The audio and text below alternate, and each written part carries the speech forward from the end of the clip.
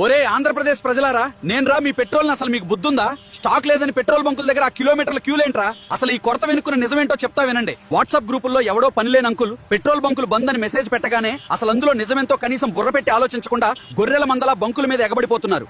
రోజు 1/2 లీటర్ కొట్టించేవాడు కూడా ఇవాళ ఫుల్ ట్యాంక్ కొట్టిస్తున్నాడు. అది చాలక క్యాన్లు, పాత థమ్స్అప్ బాటిల్స్ పట్టుకొచ్చి నెలకు సరిపడా నన్ను మూట కట్టుకుపోతున్నారు. అసలు విషయం ఏంటంటే ఇంటర్నేషనల్ మార్కెట్ లోన డిమాండ్ పెరిగి క్రూడ్ ఆయిల్ రేట్లు మండిపోతున్నాయి. ఆయిల్ కంపెనీలు వాళ్ళకి లాసులు వస్తున్నాయని సప్లై కొంచెం కంట్రోల్ చేశారు అంతే.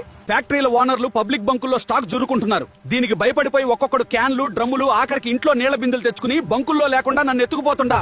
ఏలూరు, విజయవాడ, గుంటూరు, కర్నూలు వాళ్ళకైతే పూనకాలు వచ్చేసాయి. బంకుల్లో నన్ను పీల్చి పిప్పి చేసి నో స్టాక్ బోర్డులు తగిలించేలా చేశారు. రాజమండ్రి, కాకినాడలో అయితే కారుకెయ్యి, ఆటోకి 300 అయితే ప్రభుత్వం కూడా నెత్తినోరు బాదుకుంటుంది. ఒరే నాయన్లారా, కావాల్సినంత స్టాక్ ఉంది, ఇంకో ఎక్స్ట్రా కూడా దింపుతున్నాం, భయపడకండి అని.